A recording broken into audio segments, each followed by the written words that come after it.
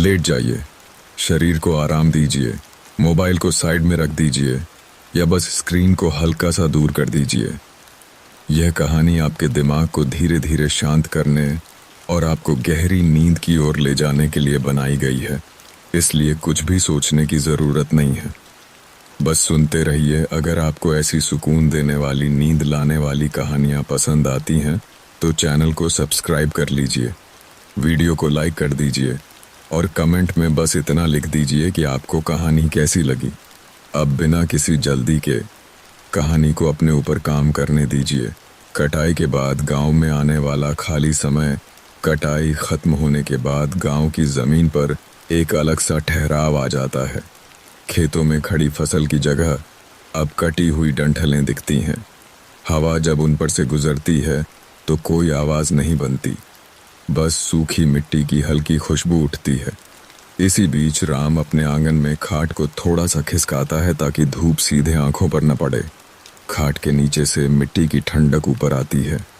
पास ही सीता अनाज के खाली बोरे तह करके दीवार के सहारे टिकाती जाती है।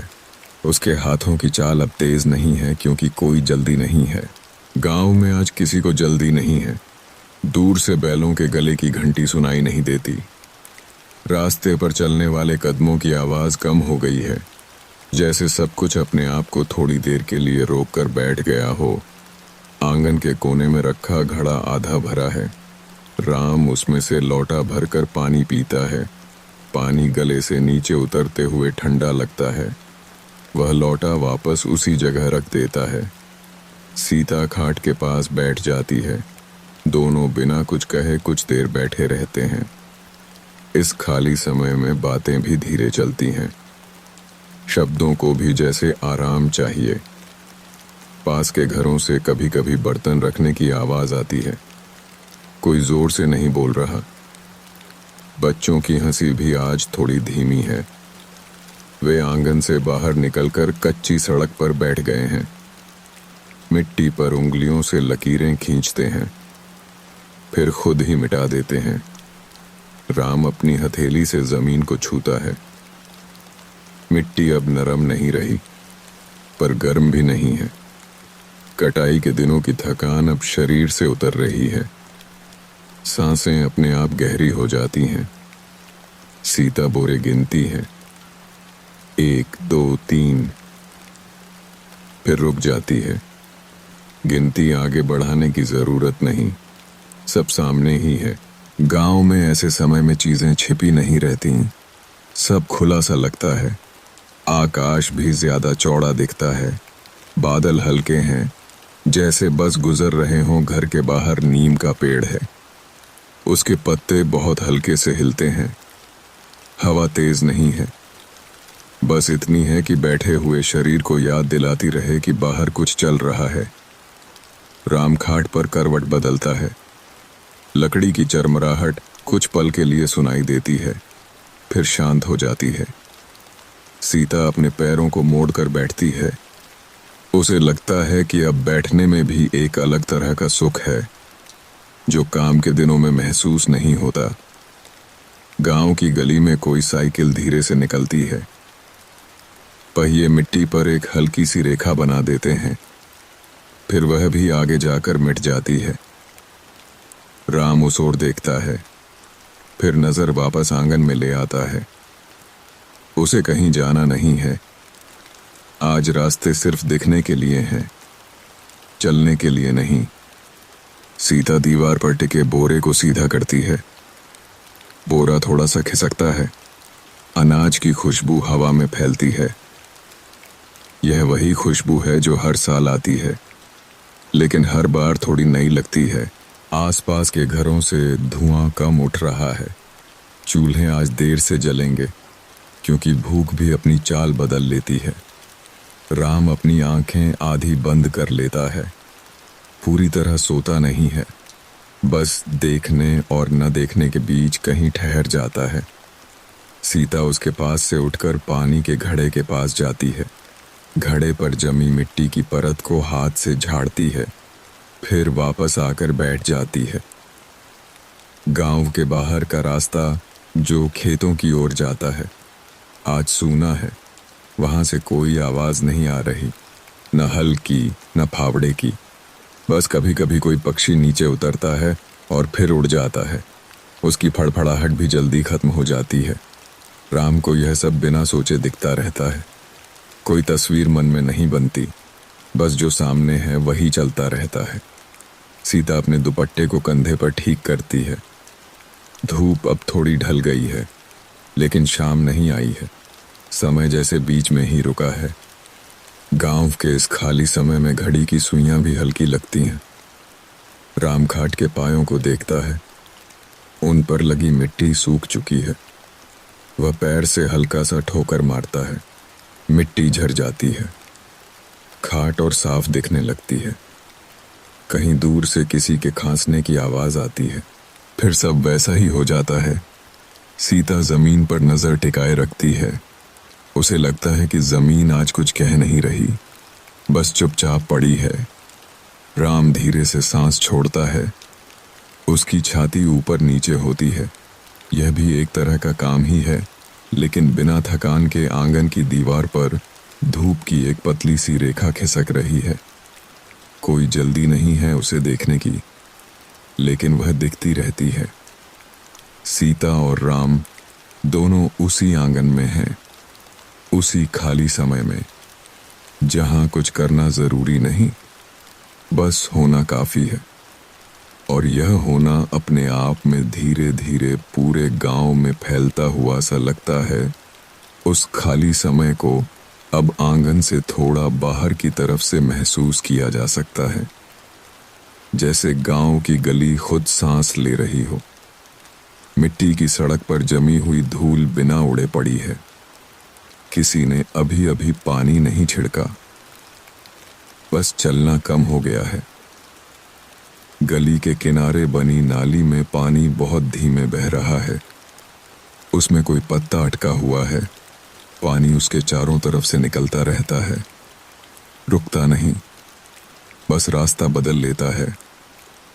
इसी नाली के पास राम कुछ देर खड़ा रहता है।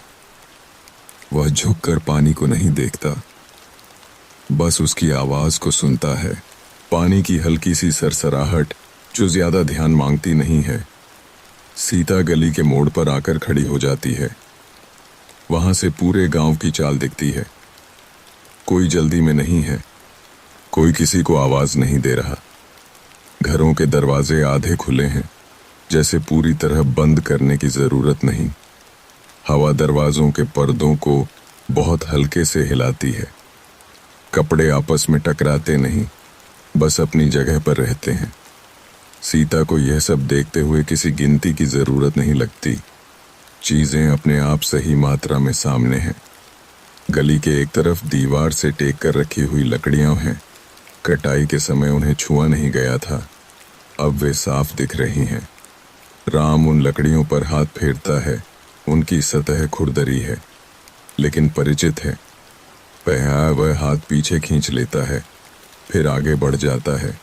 उसके कदमों की आवाज भी बहुत साफ नहीं आती, जैसे मिट्टी खुद उन्हें पकड़ लेती हो। आसमान की तरफ से हल्की गर्मी नीचे उतर रही है, लेकिन सिर पर भार नहीं डालती। सीता अपने माथे पर हाथ रखती है।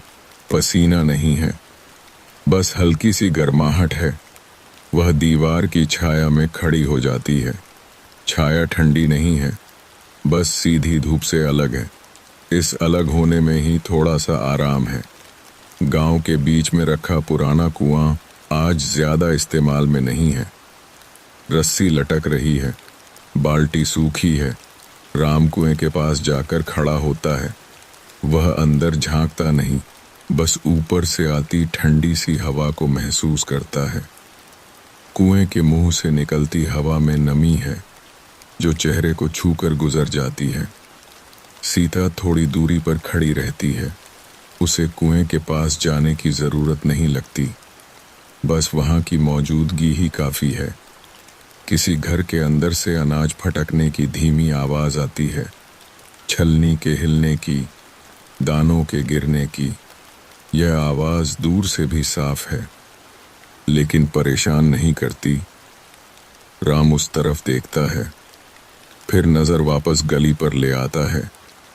उसे पता है कि यह काम आज धीरे धीरे होगा, जैसे सब कुछ धीरे होना तय कर लिया गया हो।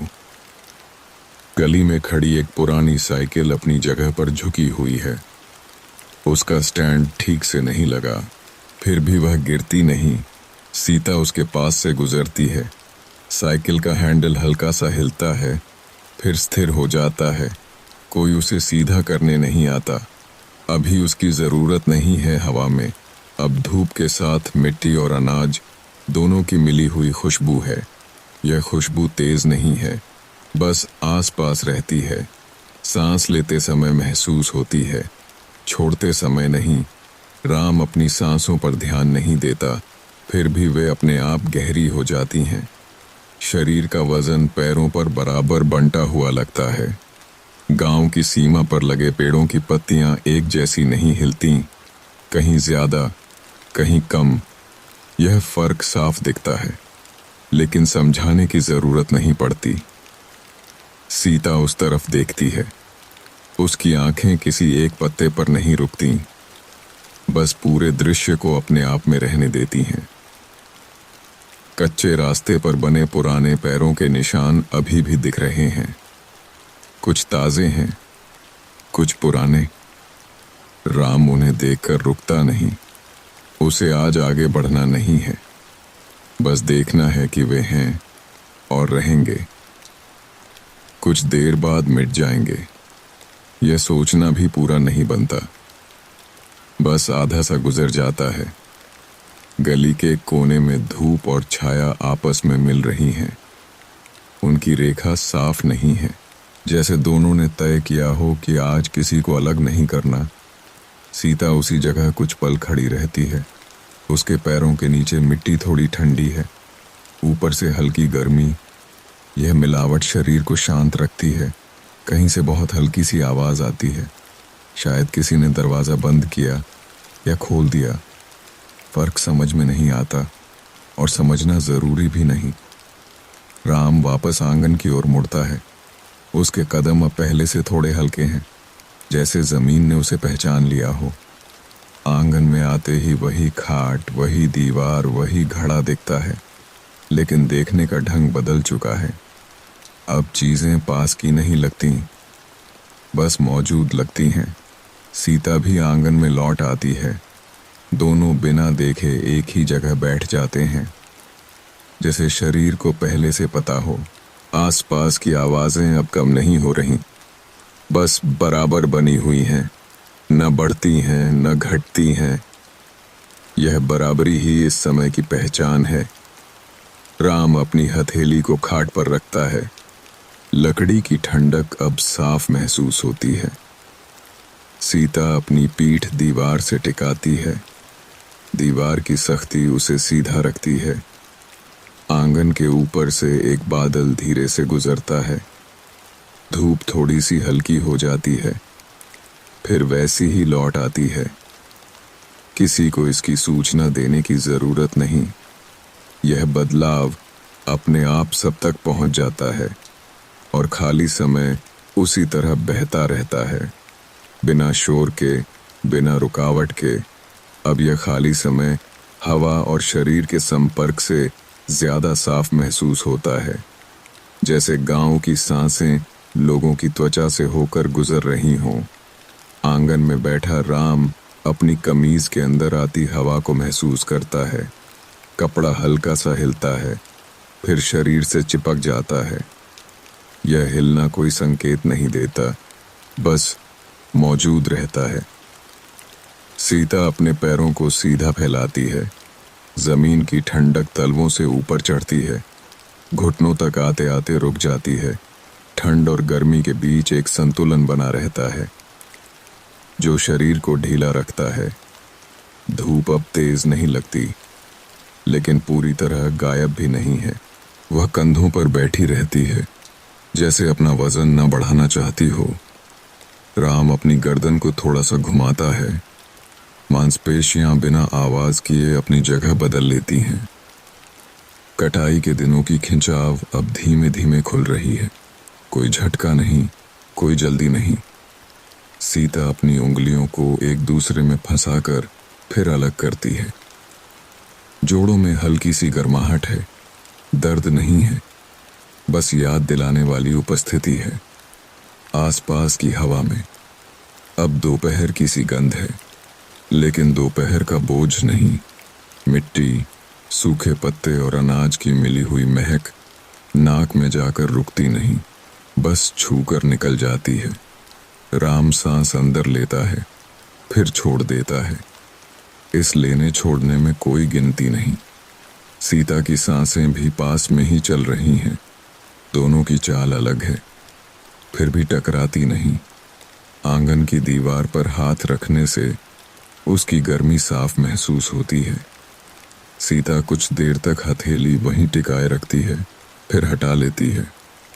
हथेली पर दीवार की छाप नहीं रहती, बस एक हल्की सी गर्मी रह जाती है। वह अपनी हथेली को हवा में हिलाती नहीं, बस गोद में रख लेती है। शरीर खुद तय कर लेता है कि क्या करना है।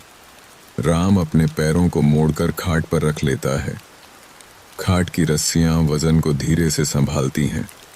कोई चरमराहट नहीं। शायद अब रस्सियां भी आराम में हैं। उसके पैर की उंगलियां अपने आप फैलती और सिकुड़ती हैं। ये हरकत किसी काम के लिए नहीं, बस इसलिए कि शरीर अभी जागा हुआ है। लेकिन दौड़ में नहीं। गांव के ऊपर से गुजरती हवा में अब हल्की सी सूखापन है। पसीना नहीं बनता, लेकिन त्वचा को साफ रखता है। सीता अपनी गर्दन के पास दुपट्टे को थोड़ा ढीला करती है। कपड़े और त्वचा के बीच की जगह बढ़ जाती है। उसी जगह हवा टिक जाती है, फिर धीरे से निकल जाती है। यह आना जाना बिना किसी सूचना के चलता रहता है। आंगन के कोने में पड़ा पत्थर दिन भर की धूप से गर्म हो गया है। राम अपने पैर को उससे छुआ देता है। गर्मी तलवे में फैलती है, फिर खुद ही कम हो जाती है। वह पैर हटा नहीं लेता, बस वहीं रहने देता है। शरीर जानता है कि कितना काफी है। सीता यह देखती नहीं, लेकिन उसके अपने शरीर में भी कुछ ऐसा ही चल रहा है, जैसे हर हिस्सा अपनी सीमा पहचान रहा हो। दूर कहीं किसी घर में कपड़ा निचोड़ा जा रहा है। पानी की बूंदें जमीन पर गिरती हैं। आवाज तेज नहीं है, लेकिन हवा के साथ बहकर यहां तक आती है। राम उस आवाज को सुनकर भी कुछ नहीं करता।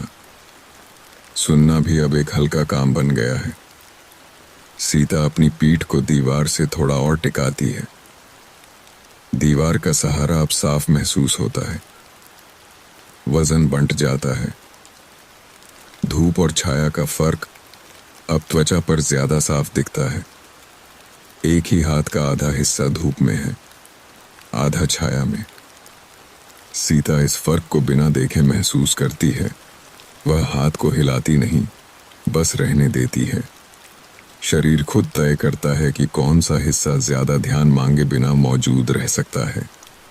राम की आंखें अब पूरी तरह खुली नहीं हैं, लेकिन बंद भी नहीं। पलकों के बीच से रोशनी छन कर आती है। यह रोशनी चुभती नहीं, बस बताती है कि दिन अभी गया नहीं। सीता की नज़र जमीन पर टिक जाती है। मिट्टी की बनावट साफ दिखती है। कहीं दरारें, कहीं छोटे पत्थर, सब अपनी जगह पर स्थिर हैं। हवा अब कभी कभार रुकती सी लगती है, फिर चल पड़ती है। इस रुकने में भी बेचैनी नहीं, जैसे हवा भी जानती हो कि उसे खुद को साबित नहीं करना है। राम अपने कंधों को ढीला छोड़ देता है। पहले जो कसाव था वह अब नहीं है। सीता की गर्दन भी बिना सहारे सीधी रहती है। मांसपेशियां अब पकड़ छोड़ चुकी हैं। आंगन के ऊपर आकाश एक जैसा फैला हुआ है। कोई खास रंग नहीं, बस हल्की सी चमक। यह चमक आंखों को खींचती नहीं, बस मौजूद रहती है। राम अपनी हथेली को खाट पर रगड़ता है। लकड़ी की सतह अब पहले से ज्यादा जानी पहचानी लगती है।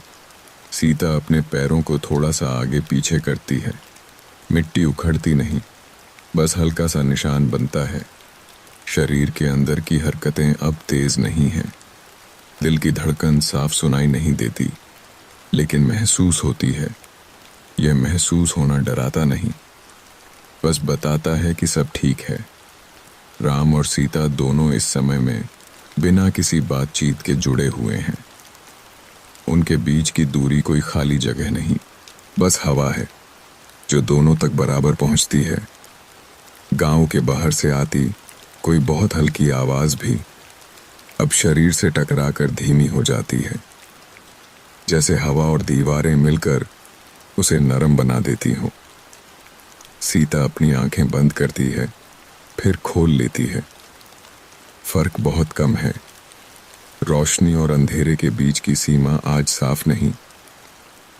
राम अपनी सांस छोड़ते समय हल्की सी गर्मी महसूस करता है, सांस अंदर लेते समय ठंडक। यह अदला बदली बिना रुकावट चलती रहती है। कोई गिनती नहीं, कोई ध्यान नहीं। सीता की सांसें भी उसी तरह चल रही हैं, पास में। लेकिन अलग इस खाली समय में शरीर सबसे पहले शांत होता है। उसके बाद आसपास की चीजें अपनी जगह पर टिक जाती हैं। आंगन, दीवार, खाट, हवा, सब मिलकर एक ऐसा ढांचा बना लेते हैं जिसमें कुछ करने की जरूरत नहीं, बस उसमें बने रहना काफी है। और यह बने रहना धीरे धीरे पूरे गांव की चाल बन जाता है।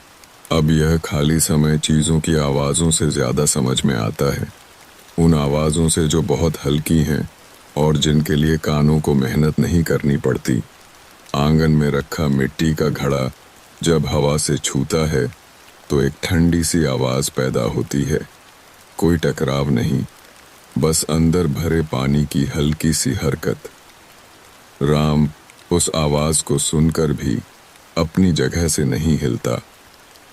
उसे पता है कि घड़ा वहीं है, पानी वहीं है, सब अपनी जगह पर सुरक्षित है। सीता पास में रखी पीतल की थाली को उठाकर एक तरफ रख देती है। थाली जब जमीन पर रखी जाती है तो एक हल्की सी धातु की आवाज आती है जो तुरंत ही हवा में घुल जाती है। आंगन की दीवार पर बैठे कीड़े की हल्की सी भनभनाहट सुनाई देती है। वह आवाज एक जगह टिकती नहीं, बस आती जाती रहती है। सीता उस तरफ देखती नहीं, क्योंकि देखने की जरूरत नहीं। आवाज अपने आप ही जगह बना लेती है। राम अपने कानों में उस आवाज को आने देता है, फिर जाने देता है। उसे पकड़ने की कोशिश नहीं करता। दूर से किसी घर का दरवाजा धीरे से खुलता है। लकड़ी की आवाज बहुत पुरानी है, जैसे हर बार वही आवाज निकलती हो। उसमें कोई नयापन नहीं, फिर भी वह जानी पहचानी लगती है। राम उस दिशा में देखता है, फिर नजर वापस सामने ले आता है। उसे पता है कि दरवाजा खुला है या बंद, दोनों में कोई फर्क नहीं पड़ता। सीता अपने पास रखी छोटी सी डलिया को उठाती है। उसमें कुछ सूखे दाने पड़े हैं। वह डलिया को हल्का सा हिलाती है। दानों की आपस में टकराने की आवाज बहुत मुलायम है, जैसे वे भी थके हुए हों। वह डलिया को वापस रख देती है। दाने अपनी जगह पर फिर से स्थिर हो जाते हैं। गांव की गली से गुजरती हवा कभी किसी बांस की टट्टी से टकराती है, कभी किसी कपड़े से। हर बार उसकी आवाज बदल जाती है, लेकिन तेज नहीं होती। राम इन बदलती आवाजों को बिना तुलना किए सुनता है। कोई आवाज ज्यादा अच्छी या बुरी नहीं लगती, सब एक जैसी जरूरत की है। आंगन के कोने में रखा लकड़ी का पुराना तख्त जब धूप और हवा दोनों को सहता है तो उससे एक सूखी सी महक उठती है। यह महक नाक तक जाती है, लेकिन ठहरती नहीं। सीता सांस लेती है, फिर छोड़ देती है। उसे पता भी नहीं चलता कि उसने कुछ सूंघा है। शरीर खुद ही उसे पहचान लेता है। कहीं पास में कोई कपड़ा झाड़ा जा रहा है। धूल के छोटे कण हवा में उठते हैं, लेकिन आंखों तक नहीं आते। उनकी आवाज भी बस एक हल्की सी सरसराहट बनकर रह जाती है। राम उस सरसराहट को सुनकर खाट पर अपना वजन थोड़ा सा बदलता है। रस्सियां फिर से शरीर को संभाल लेती हैं। गांव के बीच से आती किसी दूर की आवाज, शायद कोई बैल हिला हो या कोई दरवाजा, यहाँ तक आते आते बहुत धीमी हो चुकी है। सीता उसे पहचानने की कोशिश नहीं करती। आवाज का मतलब जानना आज जरूरी नहीं, बस उसका होना ही काफी है। आंगन में रखे बर्तन आपस में टकरा नहीं रहे, लेकिन उनकी मौजूदगी साफ महसूस होती है। सीता एक बर्तन को दूसरे से थोड़ा दूर रखती है ताकि छूने की जरूरत न पड़े। बर्तनों के बीच की यह दूरी भी एक तरह की शांति है। राम इस छोटे से बदलाव को देखता है, लेकिन उस पर ध्यान नहीं टिकाता। हवा जब खाट के नीचे से गुजरती है तो रस्सियों में बहुत हल्का सा कंपन आता है। यह कंपन आवाज नहीं बनाता, बस शरीर तक पहुंचता है। राम इसे पैरों से महसूस करता है। यह महसूस करना किसी सूचना जैसा नहीं, बस एक संकेत है कि हवा चल रही है। किसी घर के भीतर से पानी गिरने की आवाज आती है। शायद कोई लोटा भरा जा रहा है। पानी की धार जमीन पर गिरती है, फिर रुक जाती है। यह रुकना पाप है, अचानक नहीं, बस धीरे से होता है। सीता उस आवाज को सुनकर अपने गले में हल्की सी नमी महसूस करती है, लेकिन पानी पीने उठती नहीं। गली में रखे पत्थरों पर किसी के पैर पड़ने की आवाज आती है। कदम बहुत हल्के हैं, जल्दी में नहीं। राम उस आवाज को सुनकर अंदाजा नहीं लगाता कि कौन है, किसका है। आवाज अपने आप ही पूरी हो जाती है। आंगन के पास लगे नीम के पत्ते जब आपस में छूते हैं तो एक सूखी सी आवाज करते हैं। यह आवाज तेज नहीं, बस लगातार है। सीता के कान इस आवाज के आदी हो चुके हैं। अब वह इसे अलग से नहीं सुनती, यह बस पृष्ठभूमि में बना रहता है। कभी कभी हवा किसी खुले बर्तन के मुंह से टकराती है तो अंदर से एक खोखली सी आवाज निकलती है, जैसे बर्तन सांस ले रहा हो। राम उस आवाज को सुनकर भी कोई कल्पना नहीं करता। वह जानता है कि बर्तन खाली है, और खाली रहना आज गलत नहीं। गांव की आवाजें आज किसी कहानी की तरह आगे नहीं बढ़ रही, न शुरू न अंत, बस एक बहाव है जिसमें हर आवाज थोड़ी देर आती है, फिर गायब हो जाती है। सीता अपनी पीठ सीधी करती है, फिर ढीली छोड़ देती है। उसके कपड़े में हल्की सी सरसराहट होती है। फिर सब शांत। आंगन की जमीन पर जब कोई छाया खिसकती है तो उसके साथ बहुत हल्की सी ठंडक भी खिसकती है। यह ठंडक पैरों तक पहुंचती है, फिर वहीं रुक जाती है। राम अपने पैरों को हिलाता नहीं, वह इस ठंडक को जाने देना नहीं चाहता, लेकिन पकड़ता भी नहीं है अभी नहीं। कहीं दूर से एक लंबी सी आवाज आती है, शायद कोई गाय हिली हो। आवाज पूरी नहीं पहुंचती, बस उसका सिरा सा आता है। सीता उस आवाज को सुनकर भी कोई प्रतिक्रिया नहीं देती। आवाज का अधूरा होना भी आज पूरा ही लगता है। आंगन में रखी हर चीज, खाट, घड़ा, बर्तन, दीवार, सब अपनी अपनी आवाजों के साथ मौजूद हैं, लेकिन कोई एक आवाज ऊपर नहीं आती। सब बराबर हैं। राम इस बराबरी में अपने कानों को ढीला छोड़ देता है। सीता भी उसी तरह सुनती है, बिना चुने, बिना रोके। यह खाली समय अब कानों के लिए भी हल्का हो गया है। सुनना मेहनत नहीं रहा। आवाजें खुद आकर अपनी जगह बना लेती हैं, फिर चली जाती हैं, और इस आना जाना में कोई खालीपन नहीं छोड़ती, बस शांति को और साफ कर देती हैं। अब यह खाली समय रोशनी के फैलाव से समझ में आता है, जैसे धूप खुद तय कर रही हो कि कहाँ रुकना है और कहाँ से आगे बढ़ना है। आंगन में गिरती रोशनी सीधी नहीं पड़ती, दीवार से टकराकर जमीन पर फैल जाती है। जमीन का रंग थोड़ा बदल जाता है, कहीं हल्का, कहीं गहरा। राम इस बदलते रंग को देखता है। लेकिन उसकी नज़र किसी एक हिस्से पर नहीं टिकती। रोशनी पूरे आंगन में एक साथ मौजूद रहती है। सीता दीवार के पास बैठी है। उसकी पीठ पर पड़ती धूप सीधी नहीं है, कपड़े के आर पार छन कर आती है। कपड़े का रंग थोड़ा सा गर्म दिखने लगता है, लेकिन छूने पर गर्म नहीं लगता। वह अपनी हथेली को रोशनी में आगे बढ़ाती है। हथेली पर हल्की चमक आती है, उंगलियों की रेखाएं साफ दिखती हैं। वह हाथ को वापस गोद में रख लेती है, जैसे रोशनी को ज्यादा देर रोकना जरूरी न हो। आंगन के बीच में खाट की परछाई फैली हुई है। रस्सियों का जाल जमीन पर साफ दिखाई देता है। यह परछाई बिल्कुल स्थिर नहीं है, बहुत धीरे धीरे खिसकती है, इतनी धीमी कि ध्यान न देने पर दिखे ही नहीं। राम अपनी आंखें उसी दिशा में रखता है। उसे पता है कि कुछ बदल रहा है, लेकिन यह बदलाव किसी सूचना की तरह नहीं आता। घड़े के पास पड़ी धूप में मिट्टी के छोटे कण चमकते हैं। हवा जब हल्की सी चलती है तो ये कण अपनी जगह बदल लेते हैं, फिर से स्थिर हो जाते हैं। सीता इन कणों को देखती है। उसे इन्हें हटाने की जरूरत नहीं लगती। आज साफ और गंदे का फर्क बहुत हल्का है। आंगन की दीवार पर लगी पुरानी दरारों में रोशनी अलग तरह से टिकती है। दरार के अंदर अंधेरा नहीं रहता, बस कम रोशनी रहती है। राम दीवार को देखता है। यह दीवार हर साल यहीं रहती है। धूप हर साल इसी तरह उस पर पड़ती है। फिर भी आज कुछ भी पुराना नहीं लगता, बस जाना पहचाना लगता है।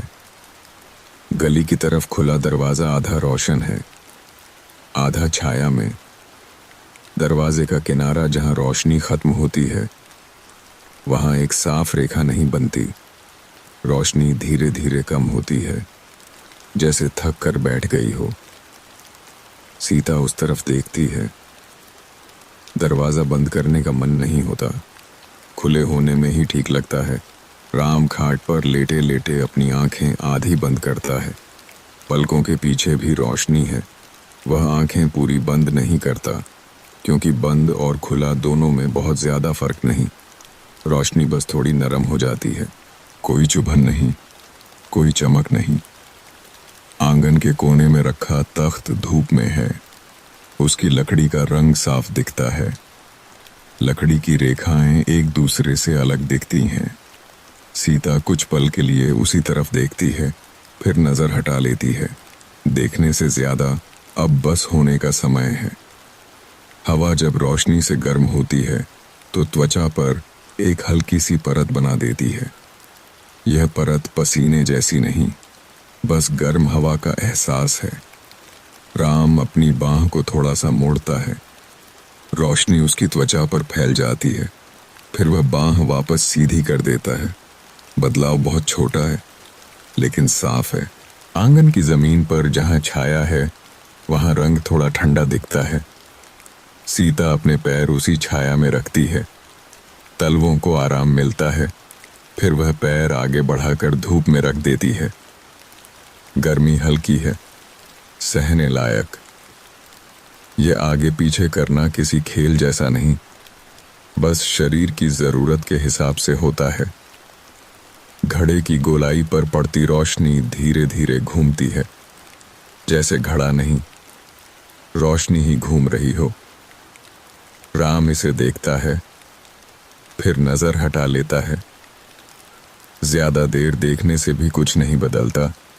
रोशनी को अपना काम करने दिया जाए, यही काफी है। सीता अपने दुपट्टे की सिलवटों को देखती है। धूप में वे ज्यादा साफ दिखती हैं, छाया में कम। वह दुपट्टे को ठीक नहीं करती। सिलवटें जैसी हैं वैसी ही रहने देती हैं। आज ठीक और गलत का बोझ नहीं है। आसमान की तरफ नजर डालने पर रोशनी एक जैसी लगती है। कोई तेज चमक नहीं, कोई गहराई नहीं, बस फैली हुई है। राम अपनी सांस के साथ कंधों को ढीला छोड़ देता है। रोशनी कंधों पर बैठी रहती है, फिर धीरे से फिसल जाती है। आंगन की दीवार के पास पड़ी छोटी सी ईंट पर आधी धूप है, आधी छाया। ईंट का रंग दो हिस्सों में बंटा हुआ लगता है। सीता उस ईंट को देखती है। उसे हिलाने का मन नहीं करता। ईंट अपनी जगह ठीक है, कहीं दूर से कोई आवाज आती है, लेकिन रोशनी उसे भी नरम कर देती है, जैसे आवाज भी धूप में आकर धीमी हो जाती हो। राम इस आवाज को पहचानने की कोशिश नहीं करता। रोशनी और हवा मिलकर उसे साधारण बना देती हैं। आंगन में बैठे दोनों लोगों के बीच की जगह में भी रोशनी है। यह जगह खाली नहीं लगती, बस हल्की लगती है। सीता को लगता है कि इस हल्केपन में बैठना आसान है। कोई दबाव नहीं, कोई खिंचाव नहीं। धूप का एक छोटा सा टुकड़ा दीवार से सरक कर जमीन पर आ जाता है। यह सरकना बहुत धीरे होता है, देखने में पूरा नहीं आता, लेकिन थोड़ी देर बाद फर्क दिखता है। राम इस फर्क को बिना नाम दिए महसूस करता है। खाट की परछाई अब पहले से थोड़ी अलग जगह पर है, लेकिन यह बदलाव गिनने लायक नहीं। बस इतना कि समय आगे बढ़ रहा है, बिना शोर के, बिना जल्दी के। सीता अपने पैरों को मोड़ती है, फिर सीधा करती है। रोशनी उसके घुटनों पर पड़ती है, फिर हट जाती है। इस खाली समय में रोशनी किसी घड़ी की तरह काम नहीं करती। वह बस फैलती है, सिमटती है, फिर फैल जाती है। राम और सीता दोनों इस फैलाव में अपने शरीर को ढीला छोड़ देते हैं। देखने की जरूरत कम होती जाती है। आंगन, दीवार, खाट, घड़ा सब रोशनी के साथ अलग अलग दिखते हैं, लेकिन अलगाव महसूस नहीं होता। सब एक ही जगह के हिस्से लगते हैं। सीता अपनी आंखें कुछ पल के लिए बंद करती है। रोशनी फिर भी मौजूद रहती है, बस आंखों के बाहर नहीं, भीतर नहीं, कहीं बीच में। राम सांस छोड़ता है। रोशनी उसके चेहरे पर हल्की सी खिसकती है, फिर स्थिर हो जाती है। इस स्थिरता में कोई रुकावट नहीं, बस एक शांत बहाव है जो कटाई के बाद आए इस खाली समय को धीरे धीरे और नरम बनाता जाता है। अब यह खाली समय जगहों के बीच बने फासलों से साफ दिखता है, जैसे चीजें आपस में थोड़ा हटकर खड़ी हो गई हों, ताकि सांस लेने की जगह बन सके। आंगन में खाट दीवार से पूरी तरह सटी नहीं है। उसके और दीवार के बीच की दूरी में हवा ठहर जाती है। राम उस जगह से गुजरती हवा को महसूस करता है, बिना हाथ बढ़ाए, बस बैठा हुआ। सीता भी उसी फासले को देखती है। उसे लगता है कि यह दूरी जानबूझकर बनी है, किसी जरूरत से नहीं। बस सुविधा से घड़ा दीवार के पास रखा है, लेकिन बिल्कुल कोने में नहीं। उसके पीछे इतनी जगह है कि दीवार दिखती रहे। सीता उस खाली जगह में जमा धूल को हटाने नहीं जाती। धूल वहां पड़ी है और जगह भी, दोनों एक साथ। राम की नजर उस पर टिकती नहीं। खालीपन अब नजर खींचने वाला नहीं रहा। आंगन का बीच का हिस्सा सबसे खुला है। वहां कोई चीज नहीं रखी गई, जैसे जानबूझकर छोड़ दिया गया हो। राम उस खुले हिस्से को देखता है। यह खुलापन किसी काम के लिए नहीं, बस इसलिए कि खाली रहे। सीता अपने पैरों को उसी खुले हिस्से की तरफ बढ़ाती है। मिट्टी दबती है, फिर स्थिर हो जाती है। दीवार और जमीन के मिलने की रेखा साफ है। वहां कोई चीज अटकी नहीं। यह साफ रेखा आंखों को आराम देती है। सीता कुछ पल के लिए उसी रेखा को देखती है, बिना गिनती के, बिना तुलना के। राम भी उसी दिशा में देख रहा है, लेकिन दोनों की नजरें एक जैसी नहीं टिकती। दरवाजे और चौखट के बीच की जगह में हल्की सी छाया है। दरवाजा पूरी तरह खुला नहीं, पूरी तरह बंद भी नहीं। इस बीच की स्थिति में ही आज आराम है। सीता को उसे धक्का देने का मन नहीं करता, राम को उसे खींचने का भी नहीं। दरवाजा जैसा है वैसा ही ठीक लगता है। खाट के नीचे की जगह सबसे ठंडी है।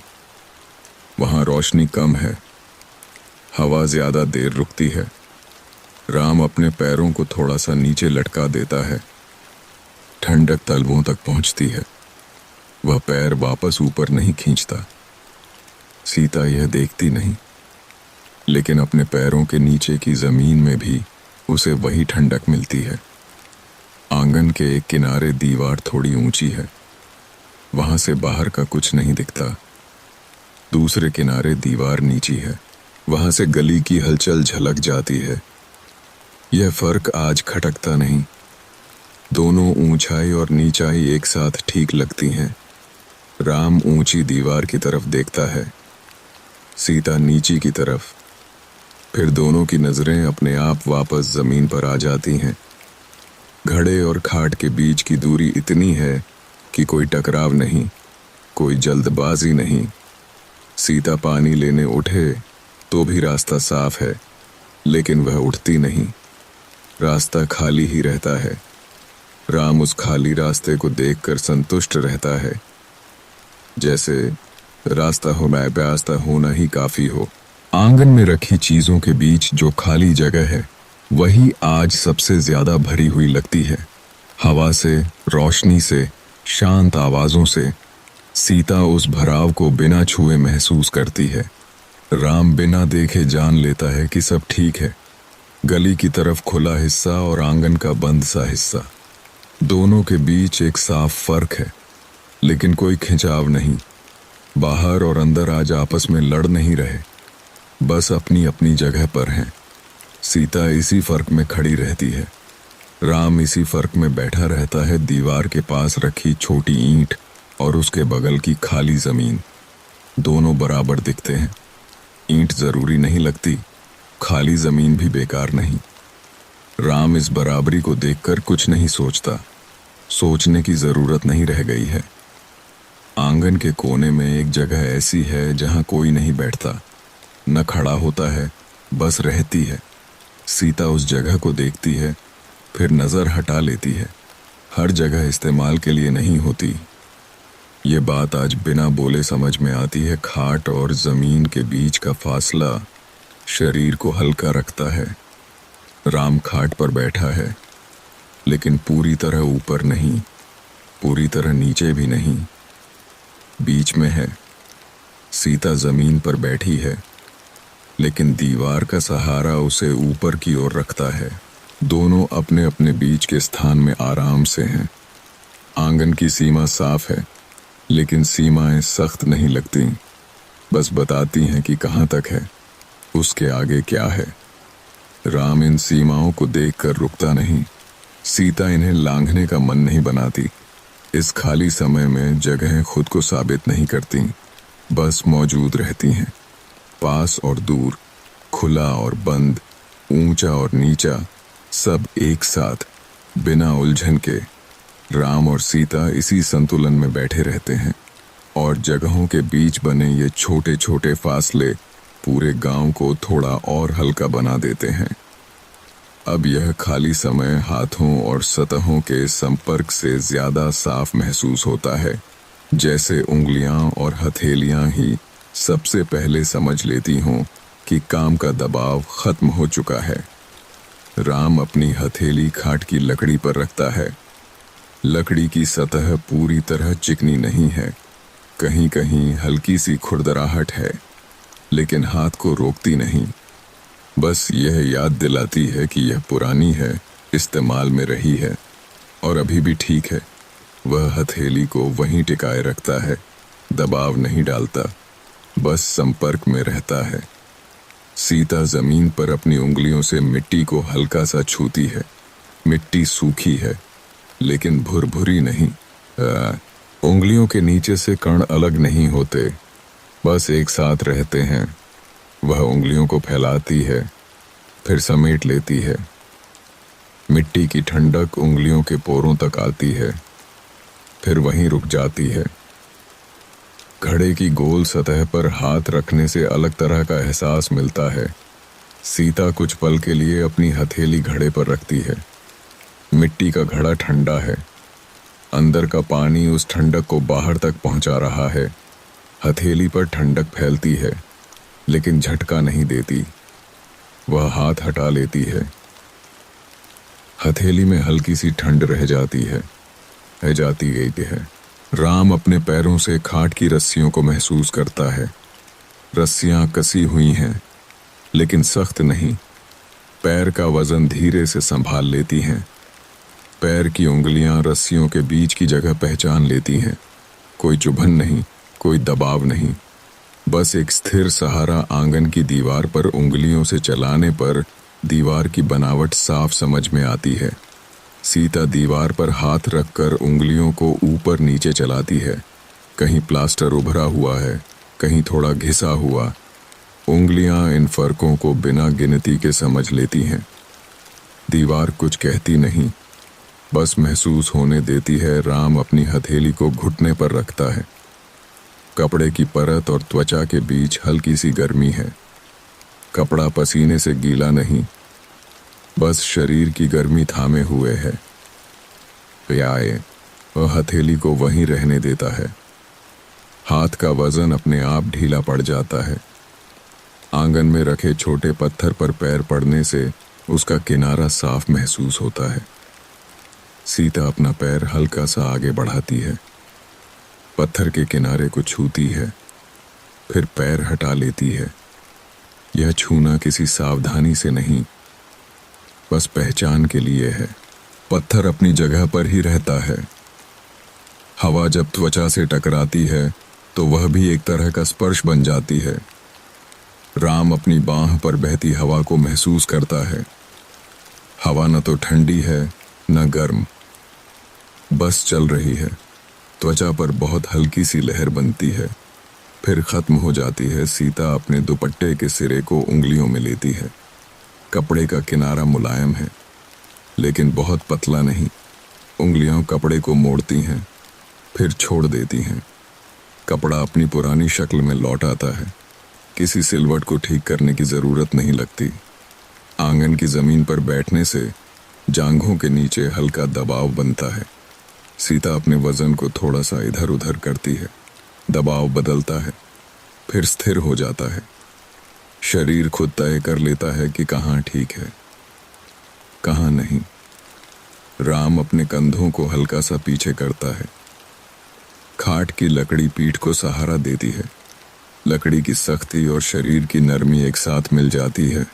कोई टकराव नहीं, बस संतुलन। घड़े के पास रखे लोटे को उठाने पर उसकी ठंडक उंगलियों में फैल जाती है।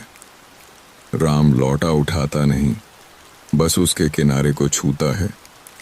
ठंडक उंगलियों तक आती है, फिर वह हाथ पीछे खींच लेता है। पानी पीने की जरूरत अभी नहीं लगती। सीता अपनी हथेली को दूसरी हथेली से रगड़ती है।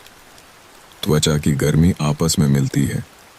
कोई आवाज नहीं, बस हल्की सी हरकत। फिर वह हाथ गोद में रख लेती है। उंगलियां अपने आप ढीली पड़ जाती हैं। आंगन की दीवार से टिके रहने पर पीठ को सहारा मिलता है। दीवार बहुत ठंडी नहीं, बहुत गर्म भी नहीं। सीता अपनी पीठ को दीवार पर पूरी तरह छोड़ देती है। शरीर का वजन दीवार ले लेती है। मांसपेशियों को कुछ देर आराम मिल जाता है। राम अपने पैरों को जमीन पर रखता है। तलवों को मिट्टी की सख्ती महसूस होती है। मिट्टी दबती नहीं, बस मौजूद रहती है। तलवे इस सख्ती को स्वीकार कर लेते हैं। पैर स्थिर हो जाते हैं। हाथों, पैरों, पीठ, कंधों, हर हिस्से का अपना अपना संपर्क है। कोई भी हिस्सा अकेला नहीं, सब किसी न किसी सतह से जुड़े हुए हैं। सीता इन संपर्कों को गिनती नहीं, बस महसूस करती है कि शरीर कहीं गिर नहीं रहा। हवा जब चेहरे को छूती है तो पलकों पर हल्की सी हरकत होती है। राम अपनी आंखें बंद नहीं करता, बस पलकों को ढीला छोड़ देता है। हवा पलकों को छूकर निकल जाती है। इस खाली समय में शरीर की हर सतह अपने आसपास की चीजों से जुड़ी हुई है। कोई हिस्सा हवा में लटका हुआ नहीं। यह जुड़ाव भारी नहीं, बस भरोसे वाला है। राम और सीता दोनों इस भरोसे में बैठे रहते हैं। हाथ और जमीन, पीठ और दीवार, पैर और मिट्टी, सब मिलकर इस समय को और स्थिर बना देते हैं। अब यह खाली समय खुशबुओं और हवा में घुले हल्के स्वाद से महसूस होता है, जैसे नाक और सांस मिलकर बता रही हों कि आसपास क्या स्थिर है। आंगन में मिट्टी की जो गंध है वह ताजी नहीं, पुरानी भी नहीं, बस वही है जो कटाई के बाद हर साल रहती है। सूखी मिट्टी की हल्की सी खुशबू जो नाक में जाकर रुकती नहीं, बस छूकर आगे बढ़ जाती है। राम सांस लेता है, गंध भीतर जाती है, फिर सांस के साथ बाहर निकल जाती है। कोई गहरी खींच नहीं, कोई रोक नहीं। सीता को पास में रखे अनाज के बोरों से आती हल्की सी खुशबू महसूस होती है। यह खुशबू तेज नहीं, बस इतनी कि पता चले कि अनाज पास में है, सुरक्षित है। वह नाक से सांस लेती है, मुंह से छोड़ती है। स्वाद जैसा कुछ जीभ पर नहीं आता, बस एक पहचान सी बनती है कि यह गंध जानी पहचानी है। हवा जब गली से होकर आती है तो अपने साथ कई अलग अलग गंधें लाती है। कहीं से सूखे पत्तों की, कहीं से पुराने लकड़ी के दरवाजे की, कहीं से पानी की हल्की नमी की। ये सब मिलकर एक भीड़ नहीं बनाती, बस साथ साथ चलती हैं। राम इन गंधों को अलग अलग पहचानने की कोशिश नहीं करता, सब एक साथ ठीक लगती हैं। आंगन के कोने में रखे तख्त से लकड़ी की सूखी खुशबू आती है, धूप में गर्म हुई लकड़ी की। यह खुशबू नाक तक पहुंचकर थोड़ी देर टिकती है, फिर खुद ही हल्की हो जाती है। सीता को लगता है जैसे हवा लकड़ी को छूकर नरम हो गई हो। कभी कभी हवा में बहुत हल्की सी धुएं की गंध आती है, शायद कहीं दूर चूल्हा सुलग रहा हो, लेकिन यह धुआं आंखों में नहीं चुभता, नाक को परेशान नहीं करता, बस ये बताता है कि किसी घर में कुछ गर्म हो रहा है। राम इस गंध को महसूस करके भी भूख नहीं महसूस करता। आज गंध और भूख आपस में जुड़े नहीं हैं। सीता अपने होंठों को हल्का सा आपस में छूती है। हवा में नमी कम है, होंठ सूखे नहीं, बस सामान्य हैं। वह जीभ से होंठों को छूती नहीं, जरूरत नहीं लगती, शरीर खुद संतुलन में है। आंगन में रखे घड़े के पास हवा में ठंडक की गंध है, पानी की गंध जो दिखती नहीं, लेकिन सांस लेते समय हल्की सी ताजगी दे जाती है। राम जब उस तरफ से सांस लेता है तो उसे गले में हल्का सा ठंडापन महसूस होता है, फिर वह सांस छोड़ देता है, ठंडापन भी साथ ही चला जाता है। गली से आती हवा कभी किसी कपड़े से टकरा कर आती है, कपड़े की गंध भी उसमें घुली होती है, धुले हुए कपड़े की नहीं, बस रोज के इस्तेमाल की। सीता इसे सूंघ कर कोई याद नहीं बनाती, यह गंध आज किसी याद से जुड़ती नहीं। आंगन की दीवार से आती सीमेंट और मिट्टी की मिली जुली खुशबू नाक में साफ लगती है। दीवार गर्म है, लेकिन गंध तेज नहीं। राम अपनी सांस को गहरा नहीं करता, सांस जैसी चल रही है वैसी ही रहने देता है। कभी कभी हवा में सूखे गोबर की हल्की सी गंध भी आती है, यह गंध भी अब तेज नहीं लगती। कटाई के समय यह ज्यादा महसूस होती थी, अब जैसे खुद ही शांत हो गई है।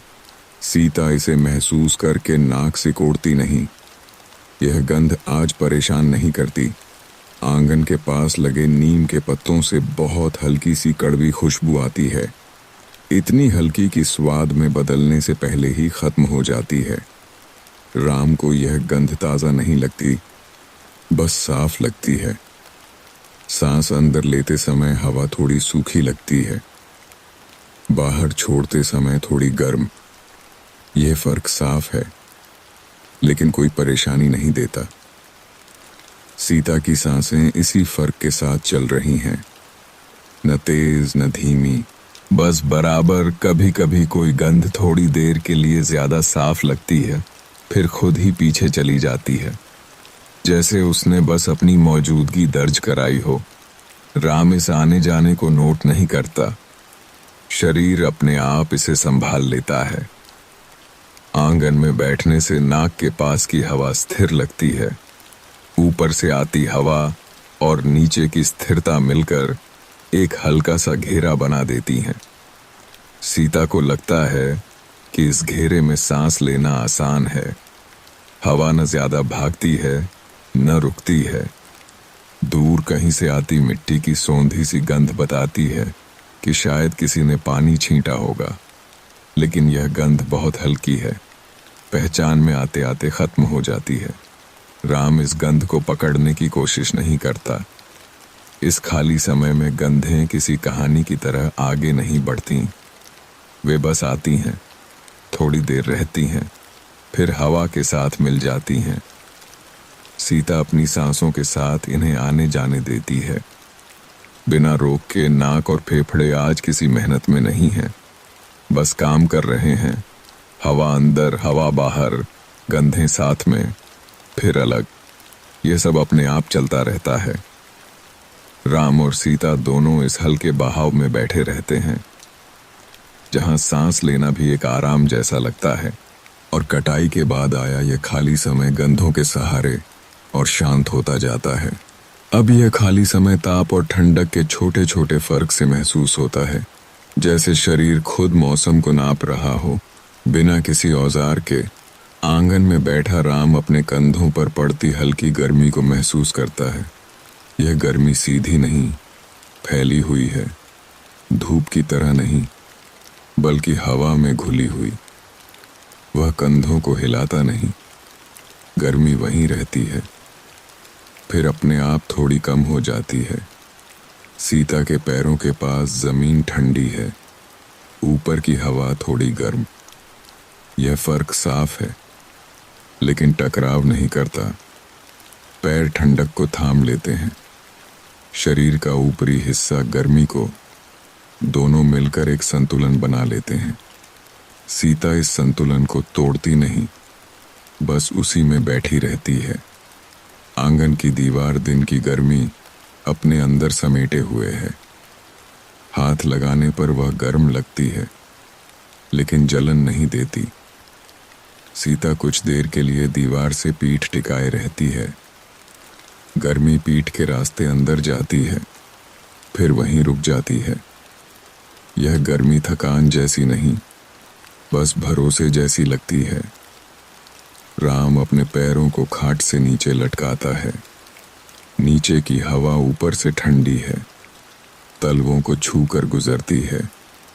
ठंडक बहुत तेज नहीं, बस साफ है। पैर इस ठंडक को स्वीकार कर लेते हैं। ऊपर का शरीर अब भी हल्की गर्मी में है। यह ऊपर नीचे का फर्क शरीर को भारी नहीं होने देता। आंगन के बीच का हिस्सा सबसे ज्यादा गर्म है, क्योंकि वहां छाया कम है। सीता उस हिस्से की तरफ देखती है, लेकिन वहां बैठने नहीं जाती। अभी किनारे पर रहना ठीक लगता है। गर्मी को दूर से महसूस करना ज्यादा आरामदायक है। हवा कभी कभी रुकती सी लगती है, तब गर्मी थोड़ी साफ महसूस होती है। फिर हवा चलती है और गर्मी पीछे हट जाती है। यह आना जाना बिना किसी संकेत के चलता रहता है। राम इसे नोट नहीं करता, लेकिन शरीर खुद इन बदलावों के साथ ढलता रहता है। घड़े के पास की हवा सबसे ठंडी है, पानी की वजह से। सीता जब उस तरफ झुकती है तो चेहरे पर ठंडक का हल्का सा झोंका लगता है। वह वहां ज्यादा देर नहीं रुकती, बस इतना कि शरीर को याद आ जाए कि ठंडक भी पास में है। आंगन की जमीन पर बैठे पत्थर धूप में गर्म हैं, छाया में ठंडे। यह फर्क साफ दिखता है, लेकिन सीता उन्हें छूने नहीं जाती। देखना ही काफी है। राम भी उन पत्थरों की तरफ नजर डालता है, पर पैरों को उनकी तरफ नहीं बढ़ाता। हवा की दिशा बदलने पर ताप भी बदल जाता है। कभी कंधे गर्म लगते हैं, कभी गर्दन, कभी बाजू। सीता अपने दुपट्टे को थोड़ा सा खिसकाती है। कपड़ा त्वचा को ढक लेता है, गर्मी नरम हो जाती है। फिर वह दुपट्टे को वहीं छोड़ देती है। राम की सांस बाहर निकलते समय थोड़ी गर्म लगती है, अंदर जाते समय हवा ठंडी। यह फर्क गले तक महसूस होता है। वह सांस को गहरा नहीं करता, बस जैसा चल रहा है वैसा ही चलने देता है। आंगन की दीवार के पास की छाया में ताप कम है, लेकिन ठंड नहीं। सीता उस छाया में अपना हाथ रखती है। हाथ पर हल्की सी ठंडक आती है, फिर वह हाथ वापस गोद में रख लेती है। हथेली पर बची ठंडक धीरे धीरे खत्म हो जाती है। कभी कभी किसी बादल की वजह से धूप थोड़ी हल्की हो जाती है, ताप में फर्क आता है, लेकिन यह फर्क बहुत छोटा है। राम इसे देखकर कोई प्रतिक्रिया नहीं देता। शरीर खुद समझ लेता है कि अब थोड़ी कम गर्मी है। गली से आती हवा में कभी गर्मी ज्यादा होती है, कभी कम। रास्ते की मिट्टी और दीवारों से गुजरते हुए हवा का स्वभाव बदल जाता है। सीता को यह बदलाव चेहरे पर महसूस होता है, लेकिन वह चेहरा घुमाती नहीं। हवा जैसी है वैसी ही रहने देती है। आंगन के भीतर और बाहर के ताप में भी हल्का सा फर्क है। बाहर की हवा थोड़ी ज्यादा गर्म, अंदर की थोड़ी ठंडी। यह फर्क दरवाजे के पास साफ महसूस होता है। राम उस जगह से दूर बैठा है। उसे यह फर्क बस हल्का सा छूकर गुजर जाता है। दिन अभी पूरा ढला नहीं है, लेकिन तेज भी नहीं है। यह बीच का ताप शरीर के लिए सबसे आसान होता है। न ज्यादा संभालना पड़ता है, न बचना पड़ता है। सीता इस आसानी में अपने कंधों को ढीला छोड़ देती है। कपड़े शरीर की गर्मी को थामे हुए हैं, लेकिन जकड़ नहीं रहे। राम अपने कुर्ते की बाजू को हल्का सा ऊपर खिसकाता है। त्वचा पर हवा लगती है। गर्मी कम है, वो कम हो जाती है। फिर वह बाजू को वहीं छोड़ देता है। आंगन में बैठी हर चीज का अपना ताप है। खाट की लकड़ी, दीवार, मिट्टी, घड़ा, सब अलग अलग गर्म या ठंडे हैं, लेकिन कोई भी ज्यादा नहीं। सब एक दायरे में है।